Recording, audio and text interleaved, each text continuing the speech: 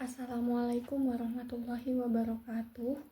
Di sini saya akan menjelaskan tentang materi mata kuliah kimia organik, yaitu tentang asam amino dan protein. Perkenalkan, nama saya Husnul Hatimah dengan NIM 251252501. Saya dari kelompok 7.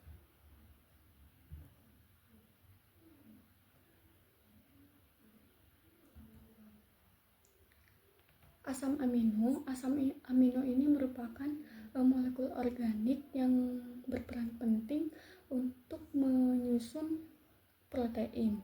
Yang organik ini yang berasal dari makhluk hidup seperti manusia, tumbuhan, hewan, dan juga bakteri.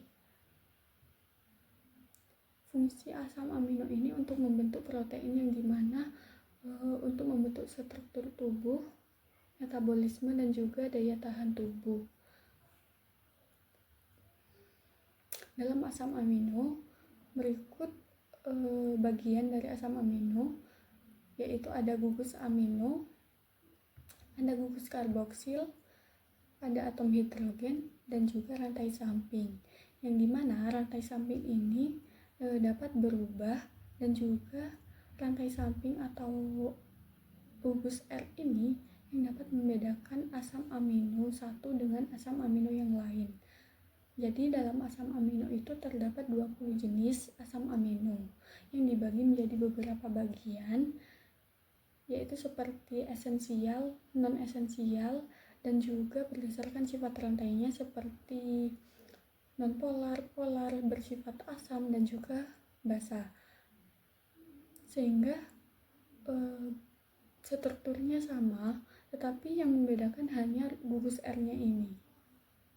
Kemudian asam amino memiliki sifat yang memiliki muatan dan juga memiliki polaritas yang tinggi sehingga dapat larut dalam air.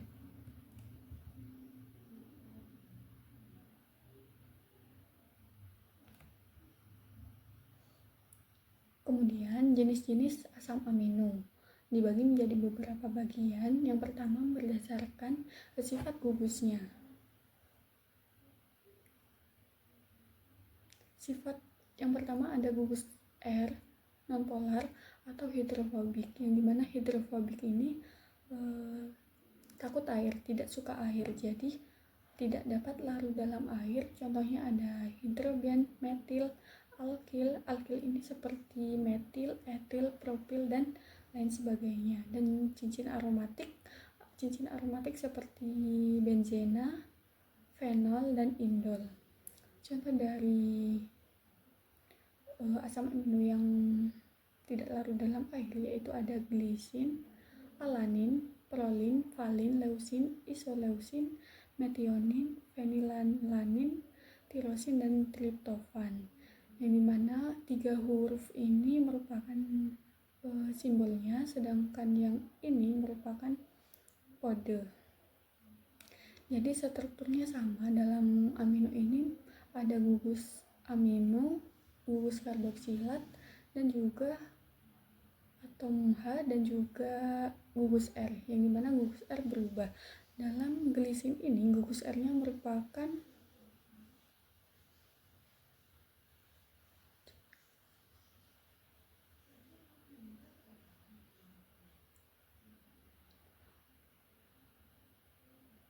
gugus R-nya pada glisin yaitu H, sedangkan yang alanin merupakan metil, prolin ini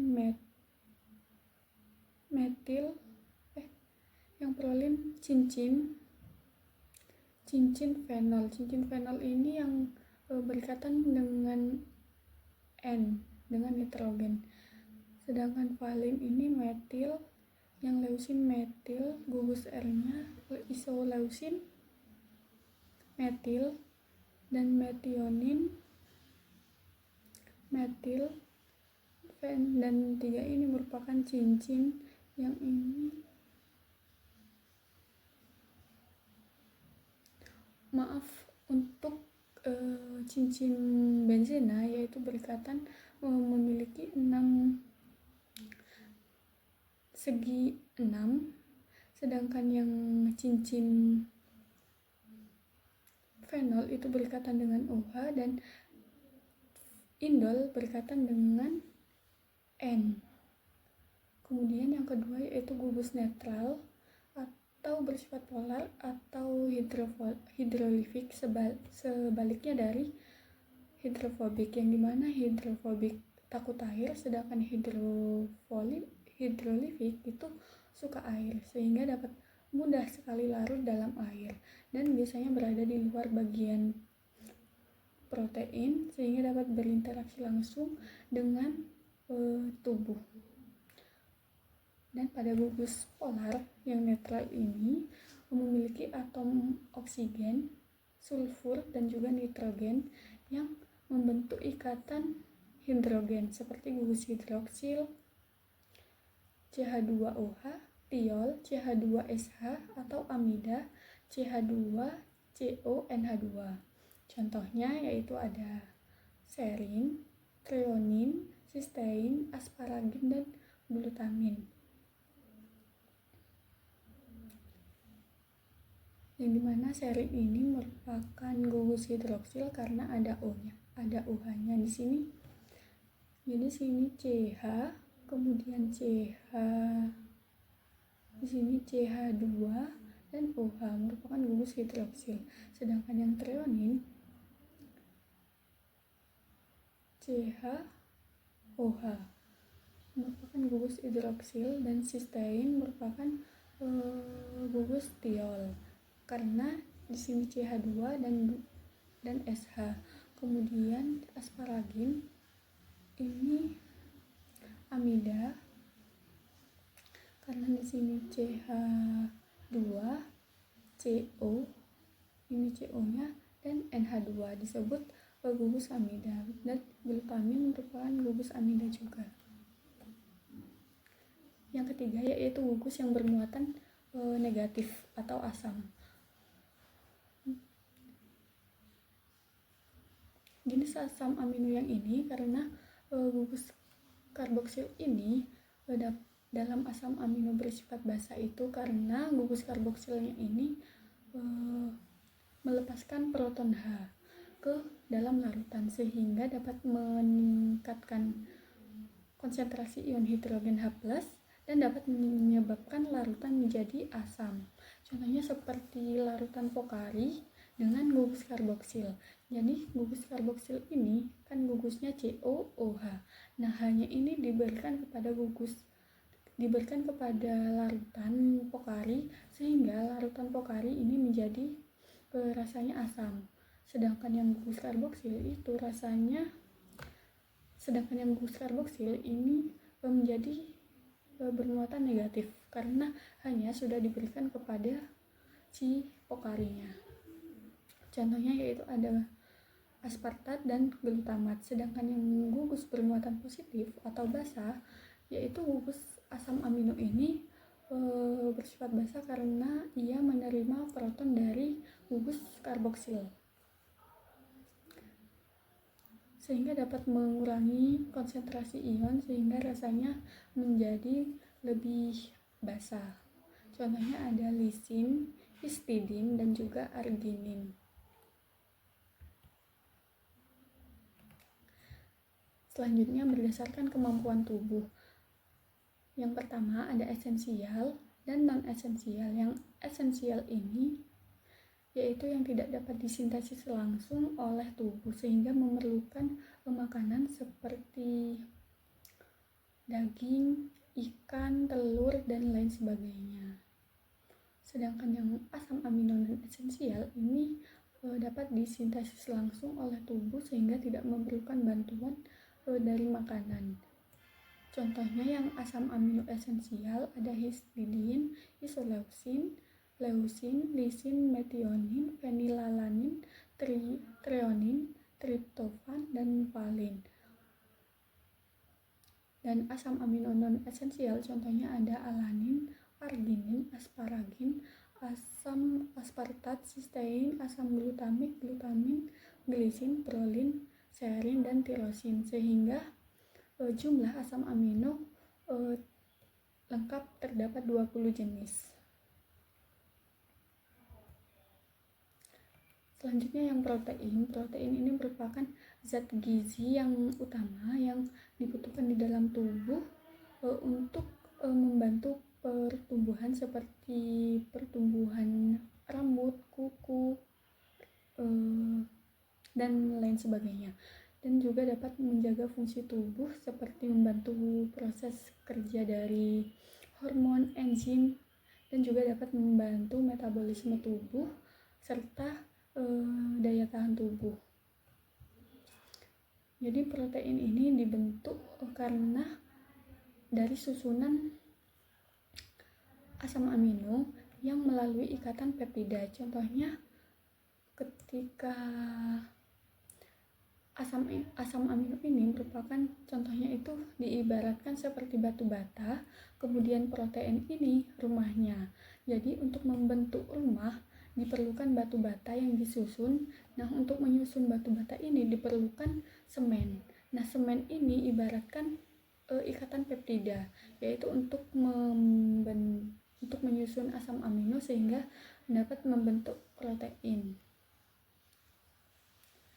Dalam pembentukan protein itu terdapat N-terminal dan C-terminal, yang dimana N-terminal ini merupakan asam gugus amino, yaitu ujung awal dari rantai, sedangkan C-terminal itu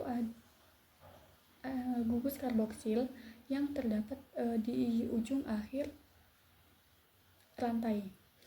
Unsur protein yaitu ada karbon, hidrogen, nitrogen, oksigen, dan sulfur. Contoh protein yang sering kita konsumsi yaitu ada daging, susu, telur, ikan, dan lain sebagainya. Kemudian jenis-jenis protein ada 3 bagian. Yang pertama berdasarkan strukturnya, dan kedua berdasarkan jenis protein, dan yang ketiga yaitu berdasarkan kelarutan.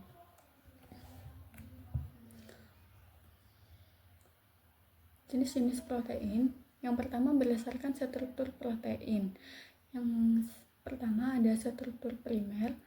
Struktur ini terdiri dari satu rantai protein yang disusun oleh asam amino melalui ikatan peptida tanpa diperkuat oleh ikatan yang lain. Jadi gambarnya seperti ini, bentuknya seperti kalung manik-manik, yang dimana kalung manik-maniknya ini merupakan asam gugus manik-maniknya ini asam amino yang banyak. Kemudian ikatan peptida ini merupakan rantainya atau talinya. Kemudian setelah terbentuk struktur primer, terbentuklah struktur sekunder, yang dimana struktur sekunder ini bentuknya lebih menggulung atau melipat karena terdapat ikatan peptida yang diperkuat lagi oleh ikatan hidrogen. Bentuknya ada beberapa, yaitu ada helix, paralel, dan antiparalel.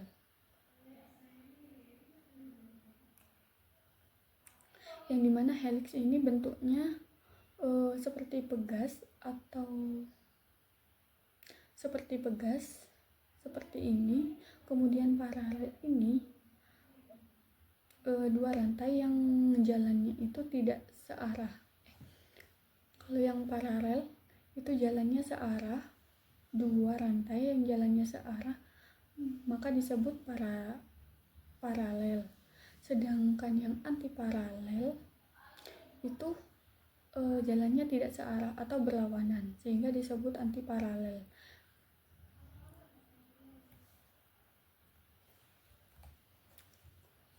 Yang ketiga, struktur tersier, yaitu campuran dari struktur sekunder yang terbentuk lagi menjadi satu rantai yang lebih bulat, yang bentuknya seperti 3 dimensi.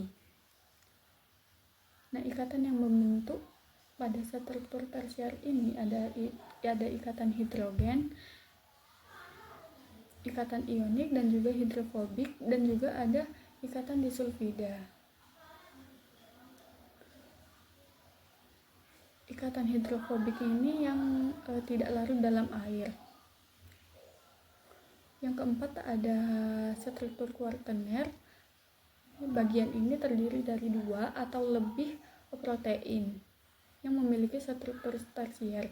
Jadi pada struktur yang terakhir ini gabungan dari struktur tersiernya, sehingga dapat membentuk, menyatu, dan dapat bekerja sama.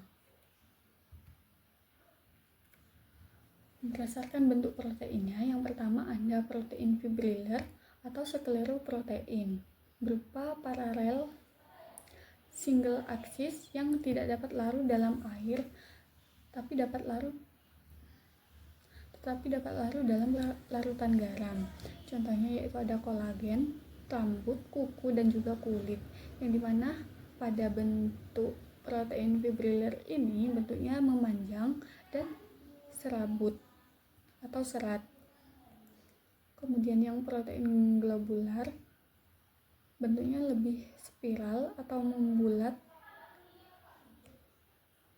dan dapat larut dalam air. Contohnya ada albumin dan juga hemoglobin. Berdasarkan kelarutannya, yang pertama ada larutan dalam air dan mengendap dalam garam yang berkonsentrasi tinggi, sehingga albumin ini ketika ditambahkan larutan garam yang konsentrasinya tinggi itu akan mengendap. Proses ini yang disebut dengan salting out atau penggaraman. Contohnya yaitu ada albumin telur dan juga albumin serum dalam darah. Yang kedua, globulin. Globulin ini tidak dapat larut dalam air. Garam encer dan garam pekat dengan kejenuhan 30 hingga 50%. Jadi tidak dapat larut dalam air dan juga tidak dapat larut dalam beberapa jenis larutan garam. Dan pada suhu rendah, pada pengendapan globulin ini dan albumin, untuk memisahkan albumin dari globulin ini dapat dilakukan dengan metode salting out juga. Kemudian protein murni akan dihasilkan dengan steril. Contohnya ada globulin serum dan globulin telur. Yang ketiga ada glutelin, jenis protein yang tidak larut dalam air dan juga tapi dapat larut dalam asam dan basa encer. Contohnya ada glutenin, itu protein gandum, dan origenin, protein padi. Yang keempat ada gliadin. Gliadin ini dapat larut dalam etanol 70 hingga 80%, tetapi tidak larut dalam air dan juga etanol 100%. Contohnya ada gliadin, protein gandum, dan juga zein, protein jagung. Histon, jenis protein yang sangat basah dibandingkan dengan protein yang lain, dan dapat berikatan dengan nukleat di dalam sel tubuh. Contohnya yaitu ada histon thymus. Kemudian yang terakhir ada protamin. Protamin ini jenis protein yang memiliki bobot molekul yang rendah dan dapat bergandengan dengan asam nukleat langsung. Contohnya yaitu ada salmin dalam sperma ikan salmon. Kemudian yang selanjutnya itu ada uji reaksi asam amino dan protein. Yang pertama ada uji ninhidrit.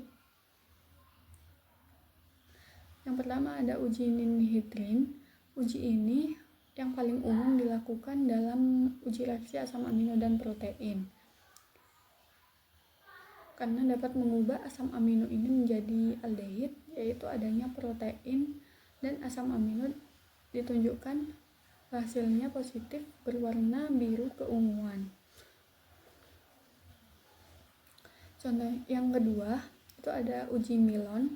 Uji Milon ini akan menghasilkan positif untuk asam amino tirosin yang memiliki gugus hidroksil yang terikat pada cincin benzena. Cincin benzena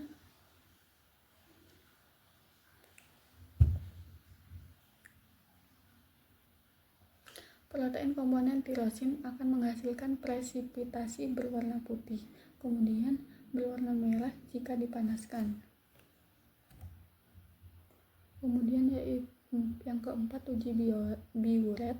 Uji ini ikatan peptida pada protein akan membentuk kompleks dengan tembaga 2 yang menghasilkan kompleks berwarna ungu. Yang ketiga yaitu ada uji Santoproteat. Uji ini mengidentifikasi asam amino yang mengandung inti benzen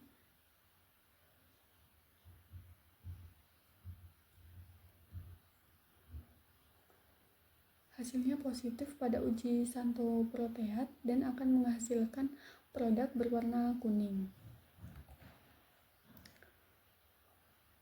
Berikut daftar pustaka yang kami ambil.